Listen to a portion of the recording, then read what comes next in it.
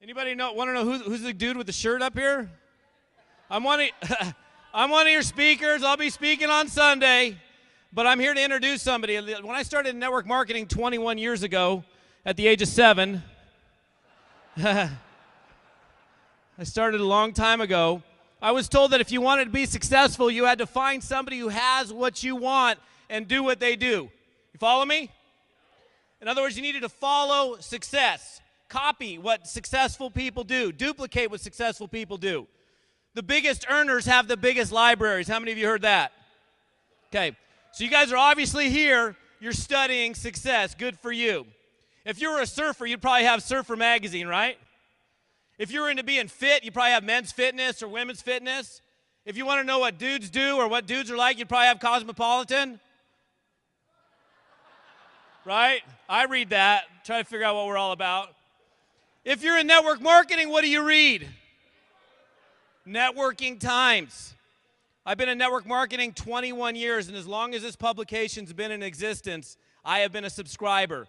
This is the only publication that is explicitly dedicated to the profession of network marketing, and we're very, very fortunate today to have the CEO and the editor-in-chief of this publication. You guys give it up for Chris Gross and Josephine Gross. Come on up, guys. Thank you very much for that very fine introduction, Todd, and thanks very much, folks, for your applause. I want to start off with a little audience participation. So with a show of hands, I'll make some noise. Noise is good, I can hear it, because it's hard to see from here. How many of you out there are network marketers? Let's see a show of hands. Okay, all right. Okay, that looks pretty good. All right. Now I'm going to ask another question. And if you agree with what I'm saying, make a lot of noise. And if you don't, then just be quiet, okay? All right. How many of you out there believe that network marketing is the most powerful vehicle for personal and professional development and financial freedom in the 21st century, and that your company is leading the charge? Let's hear it.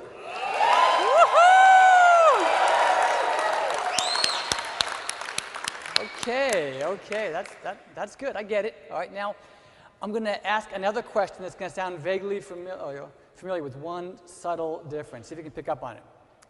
How many of you out there believe that the general public thinks that network marketing is the most powerful vehicle for personal and professional development, financial freedom in the 21st century, and your company is leading the pack? Whoa, big difference, big difference. Well, before you get alarmed, folks, let me assure you this spells opportunity for each and every one of you out there.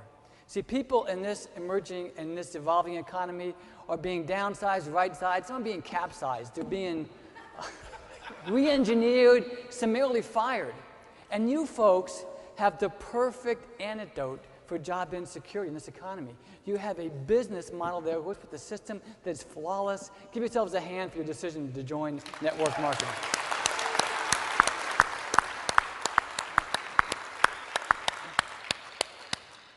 Okay, I mentioned the economy real quickly, so I'm a little bit of an economist by hobby, and I was having a conversation with a fella that runs a 100-year-old organization called the Direct Selling Association. They do a lot of work for lobbying for the direct selling rules and regulations and laws worldwide. And we were talking about something, alarming statistic that's present in network marketing. You may even have experienced this yourself in your organization, and that is high attrition. He told me that 95 out of 100 people that join a network marketing company are gone in the first year. Have you seen anything like that in your organizations? You have, right? People join, they get all excited. Next thing you know, they're in the witness protection program and you can't find them? Okay, all right. Well, at Networking Times, we figured that we have to do something about this. But in order to do something about it, we have to understand it. So we did a little bit of research into the problem of this high turnover. And because it really hit me hard. I was a home builder. We built about 1,400 homes, and there's no way I could have made a business run with a 95% attrition rate. It just wouldn't have happened.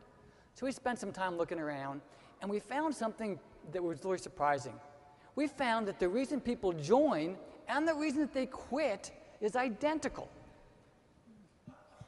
Would you like to hear what it is? Okay. So here's what happens, folks. The day someone joins, someone does a presentation, and during that presentation, they transfer their belief in themselves. I can do this business. their belief in the profession. They're proud to announce their networkers, not some secret agent skulking off in the shadows someplace.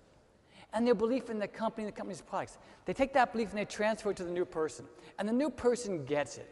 They internalize it, and what they do is they recognize that this is a vehicle that will help them achieve their dreams, their goals, their aspirations, sign them up, they're in. Does that sound familiar? Okay. Now what happens is they go home. Now, home is a different kind of a place.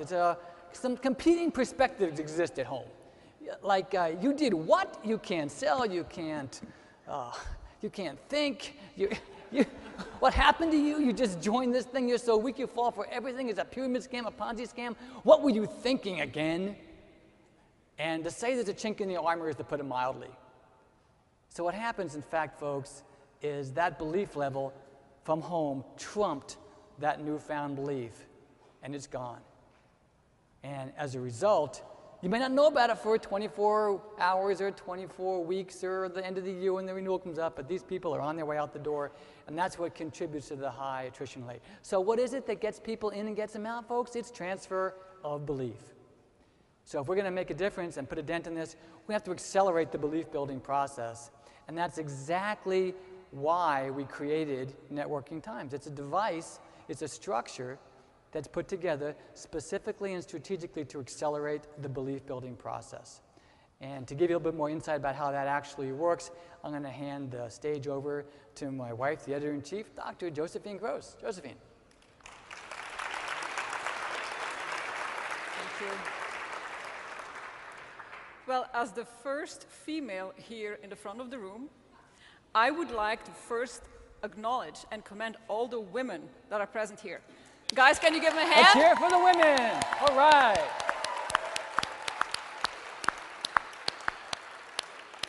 Because it is part of my personal mission to make sure that in the future we see more female top earners in each and every company. Yes? All right. The way I got started in what I do is 12 years ago, a friend of mine introduced me to network marketing. And I felt skeptical. I was wondering first, does this work? And second, can I do this? I started to read the company materials, but I'm from Europe, and in Europe we are raised with a critical mind, and I was thinking, well, of course the company is going to say it's a great product and it's a great opportunity. I went to my upline and said, is there anything generic out there that's going to teach me how to do this business or how people succeed in this business? And she said, well, she gave me a couple of books. That was 12 years ago. It was John Kalange, Being the Best You Can Be in Network Marketing, and John Milton Fogg, The Greatest Network in the World. But she said there's one more thing you need to do for your ongoing education, and that is you need to subscribe to the Upline Journal.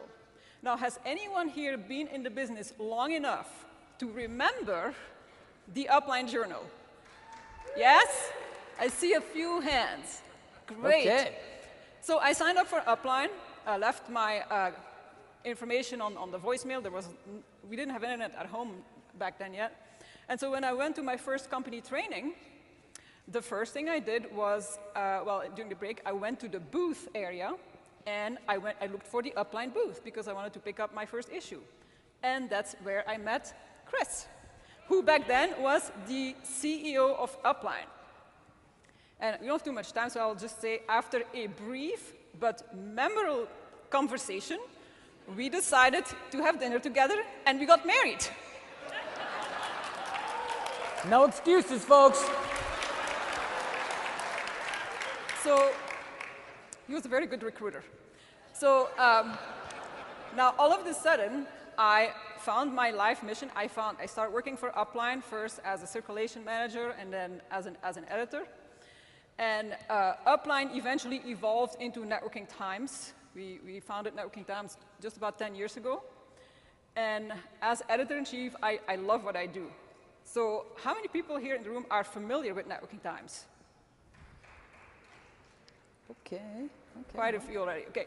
So Networking Times is available on the newsstand. It's a third-party validation piece. You can walk into a Barnes & Noble and Borders or borders and go to the magazine section and to the business section there and show your prospect, see, this is a totally legitimate business. It's in the business section here. Here is a professional journal that attests to that.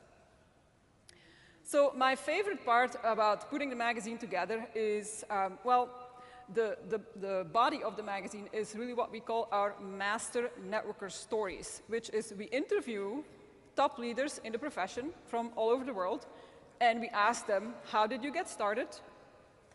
What were your struggles and challenges? How did you overcome them? What was your daily mode of operation back then, and what do you do now? And now that you have made millions, why do you still continue to do what you do? And I have to say, this first question always intrigues me the most. How did you get started? Because everybody, every network marketer tries to figure out how do you recruit one of those leaders, right? Wouldn't you like to recruit a top leader like that? And I have to say, I've never received the same answer twice. As soon as I make up my mind that flyers don't work, I interview someone who got started in the business responding to a flyer on his car. Or you think classifieds ads don't work? Well, I know top leaders who got recruited by a classified ad. Same with Facebook or Twitter, and so on. I would say after all my interviews, the bottom line really is that every success story is a love story. You have to fall in love with the highest version of yourself. You guys already know that because that's why you're here. You have to commit to learning, to be constantly in learning mode. That's how I arrived to. In case you wonder, I'm from Belgium. English is my third language, okay? When I tell my family that I'm in charge of a newsstand publication in America, and that I write and edit in my third language, they can't believe it. But that's what's possible if you really commit to learning. So fall in love with the highest version of yourself. And second, you have to fall in love with people. See, there's one way that the business doesn't work.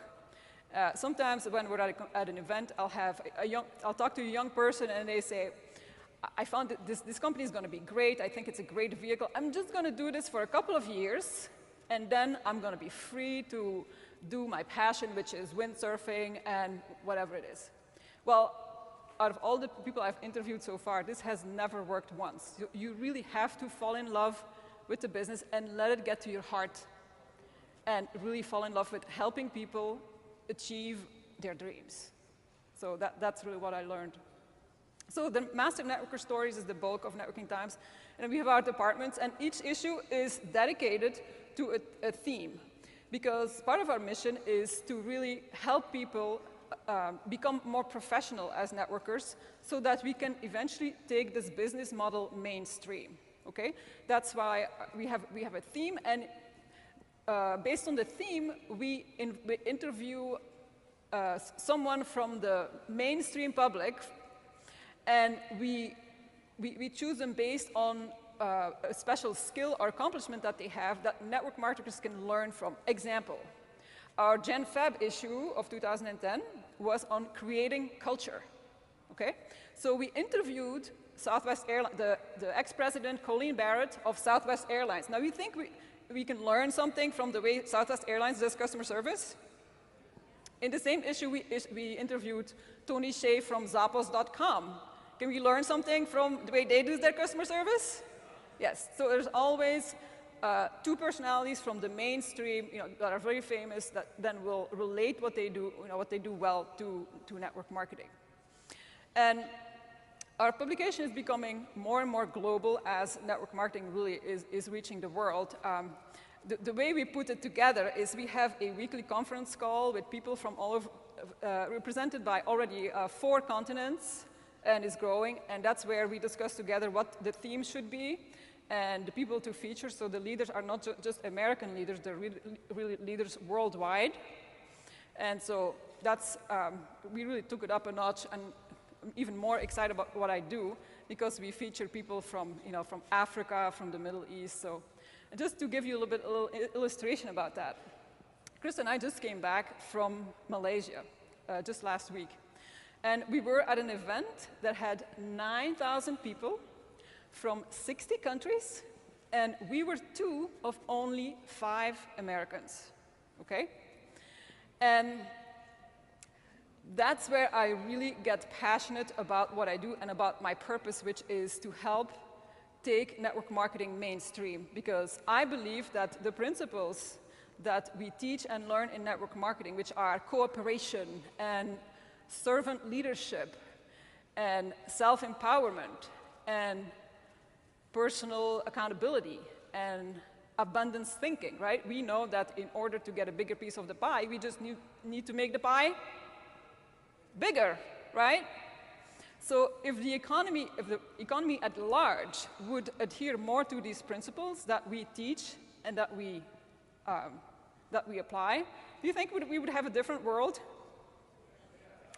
And we could really see that happen at, yes.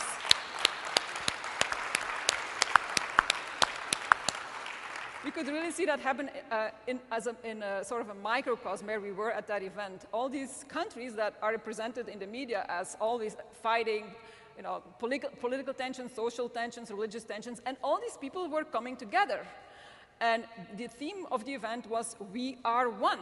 And some of the people who were there had, in their country, the average monthly salary is $50 a month. There were some other countries, so there was mainly represented Africa, Middle East, and Asia, okay? So take a country like Sudan, $50 a month monthly salary, and then you know, Dubai, where average salary is maybe $5,000, and all these people were coming together. And speaking of you know, this is the No Excuses Summit, okay? So imagine someone who makes $50 a month, okay? And they got from, let's say they're from Uganda, and they got themselves and a couple of their leaders to the event in Malaysia. It was in Kuala Lumpur. You think these people have commitment? It's just unimaginable. See, these people, even when I interview leaders from Africa, I ask them sometimes, well, how do people even get started with this, you know, if they make $50 a month? And he said, the person I last interviewed said, yes. They tell me in the beginning, they say, well, how do we get started? We don't have the $150 for the starter kit. Well, they pool resources, they sell a goat or a cow, and so they put their money together to buy the first starter kit. And but then, do you think they are committed when they do that? Do you think they just, like Jimmy Davis was saying, do they try or do they do it? Right? So they're extremely committed. And then, of course, as soon as they start getting a check, then it becomes much easier. Chris, did you want to share something about your experience in Malaysia?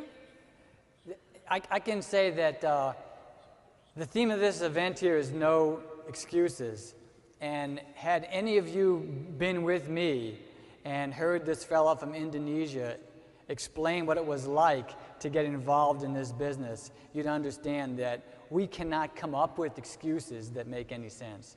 This fella decided that he wanted to get involved in the network marketing business, but he didn't have the money, of course, and so what he had to do is he had to save it. So for 2 months he's saving every single penny he can handle, and he's not even anywhere near what it needs to be. But he's newly married, and he's got the pressure from the in-laws and stuff like that. You can imagine what it's like.